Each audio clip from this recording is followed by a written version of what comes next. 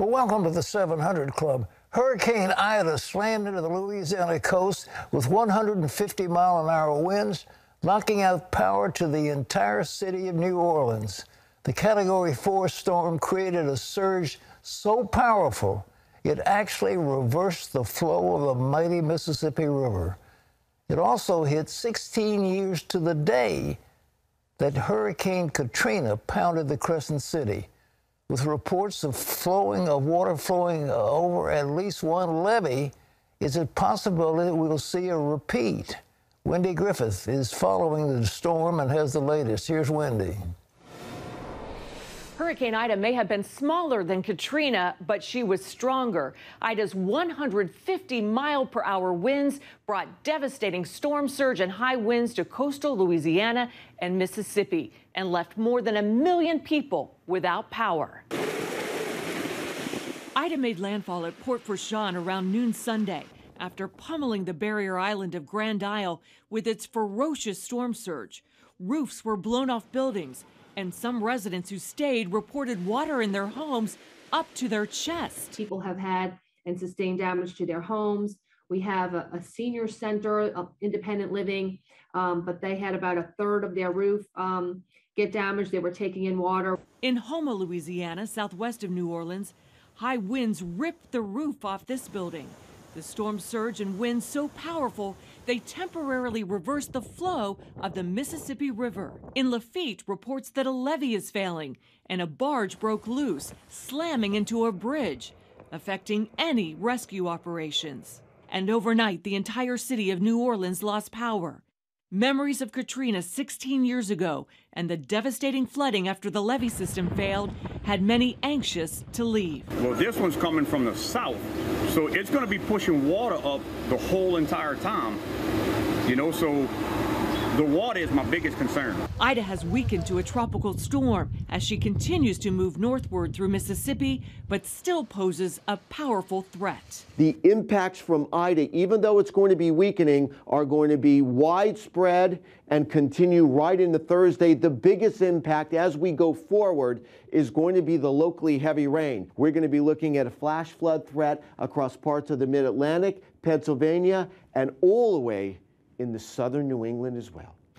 CBN's Operation Blessing is loading up their trucks as they prepare to respond to Hurricane Ida. They'll be bringing life-sustaining supplies to help people take their first steps toward recovery. Right now, Operation Blessing has been sending disaster relief loads. We sent some to Texas and some to a church in Louisiana. We also have a team deployed with equipment and pre-staged up in Bristol, Tennessee. They will move down into central Mississippi later on today.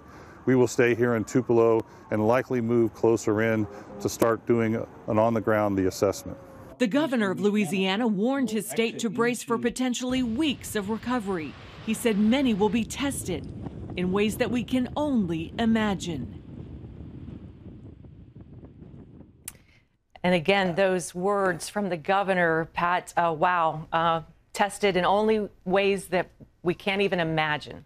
Well, Wendy, we were there in the Katrina thing, and the levees broke, and there was so much flooding. I mean, the south part of the city was just completely inundated. Is that the biggest difference between Katrina and Ida?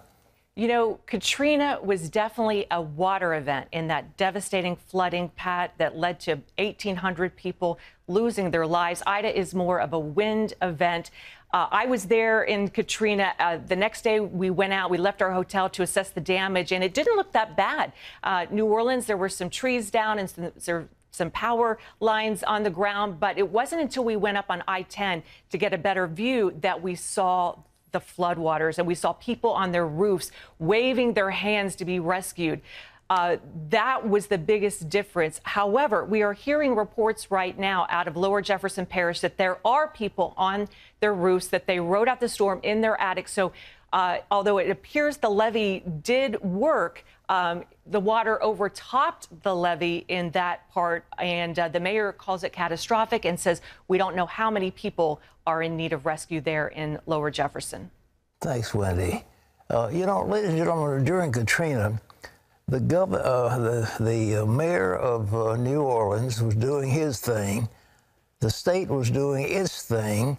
the federal government under FEMA was doing its thing, and none of them were coordinating, and it was just an absolute disaster. And I remember particularly people in the Superdome, and they were begging for water, begging for some kind of help.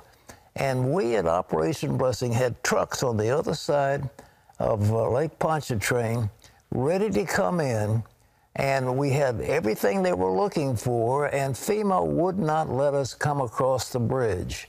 Literally wouldn't do it. They stopped us from moving relief supplies. It was the most inefficient mess I can imagine. This time it looks like FEMA's got its act together, and the state, the federal, and local are working together in harmony. And it's our prayer, even though close to 2 million people are without power, I would certainly hope that somehow this thing's not going to be near as bad. It looks that way, and I'm delighted to see it as being bad. I mean, it's been bad, but it's not as bad as it could have been. Well, in other major news, the window to escape Afghanistan is quickly closing. The evacuation now focusing on remaining military personnel. But what about the hundreds of Americans still trapped in the country? While the Biden administration says it has a plan, one senator blasting it as nothing but happy talk. Another calling for the president to be impeached. Here's Dale Hurd with the story. With the deadline to withdraw troops from Afghanistan less than 24 hours away, the State Department says 250 U.S. citizens are still in the country. A U.S. drone strike Sunday targeted a suspected car bomber on his way to Kabul airport, with what officials said was a substantial amount of explosive material. Overnight, as many as 5 rockets were fired at the airport, with at least some of them intercepted by an anti-missile system. But the rockets didn't stop the steady stream of U.S. military cargo jets taking off and landing at Kabul's international airport. Sam Brownback, religious freedom ambassador under the Trump administration, said the White House must do more to help non-Muslims escape before they're killed. If you're a religious minority in Afghanistan, we need to be granting them visa rights to be able to come to the United States because they're sitting ducks. They're going to get killed. Lawmakers on both sides are urging the White House to extend the deadline to allow evacuations for U.S. troops and their allies. But the administration isn't budging. Secretary of State Blinken saying there likely will be no diplomatic presence in the country after August 31st, but insists there's a plan to get Americans out after that date. If the Taliban is serious about the commitments that it's repeatedly made in public, including nationally across the country, as well as in private, commitments that the international community intends to hold the Taliban to, then we'll find ways to do it. Nebraska GOP Senator Ben Sasse says it shows the administration still lacks a plan. That interview was disgusting, and the American people have a right to be livid about it. There is clearly no plan. There has been no plan. Their plan has basically been happy talk. And South Carolina Senator Lindsey Graham says the president should be impeached. Do you still feel he should be impeached over this? Yeah, I think it's dereliction of duty to leave hundreds of Americans behind enemy lines, turn them into hostages, to abandon thousands of Afghans who fought honorably along our side, to create conditions for another 9/11 that are now through the roof. Yeah, I think he's been derelict in his duties as commander-in-chief. Meanwhile, a solemn scene in Delaware Sunday as the bodies of the 13 service members killed in a bomb attack last week were returned home. Joe Biden is being blasted on social media for appearing to look at his watch during the ceremony. Pat, the administration has been touting the fact the U.S. and its allies have evacuated now 100,000 Americans and Afghans on very short notice. But as the evacuation deadline looms, many Afghans desperate to escape will have no way out. Lindsey Graham is calling for the impeachment, but there's no likelihood that'll happen, is it? No, probably the chances are zero. It is interesting to note, and again, the chances of this are probably zero, but 2 House Republicans Friday introduced articles of impeachment against the Secretary of State, Antony Blinken, for giving the president bad advice. That likely to go nowhere. But the polls showing that Americans pin this disaster squarely on Joe Biden. Thanks, Dale. Ladies and gentlemen, it is shocking. It breaks your heart. Do you realize those people are going to be destroyed? And they're people who've worked with us, and they're going to be systematically killed. As a matter of fact, Biden gave lists of people to the Taliban, and now these are the folks who are coming out, gave them lists, and there's some biometric data that went out.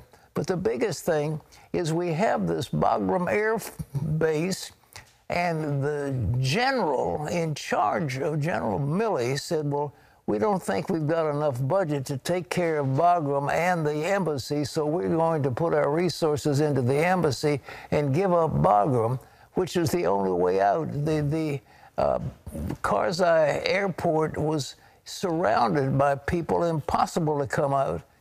And thousands of Americans, not to mention tens of thousands of these people who've worked with us, are going to die. They're going to die because of the ineptitude of this president. And impeachment won't work. It's almost like, what, God Almighty, deliver us from this man. They are so incompetent. He is, in my opinion, in senile dementia. But if he's not senile, he is incredibly cruel, because these people will die. And when somebody was asking about what your plan is, he said, well, you laughed and said, you'll be the first to know. Somebody else asked, he said, well, I want happy talk, not this. I mean, happy talk when Americans are being left behind. And what's going to happen? We're going to have to go back in there and rescue those people. Either that, or we're going to watch our fellow citizens be having their heads chopped off by ISIS or one of these other extremist groups. You mark my word, it will be horrible. And how are we going to rescue them? Well, we'll rescue them if we're going to spend a whole lot more money to get them out. And the situation is horrible. But this is what happens when you put in office a person who is inept and a vice president who is inept. And then you've got Blinken who's inept, and you've got Milley who's inept, and you've got the Austin who's inept, and the whole team doesn't know what it's doing. And yet America is stuck with them. And as we said, there's no way you're going to have an impeachment. It can't happen. It's an impossibility. And as I told our producer, I said, I'm not Don Quixote. I don't want to tilted windmills. You can't, the impeachment just won't work. But you just have to call upon the Lord. But we are stuck with these people. And America is suffering. The whole nation is in desperate trouble, because in the eyes of the world, we are no longer to be feared. We are no longer a leading superpower. We are inept in the hands of a group of incompetents who should never have been put in that job.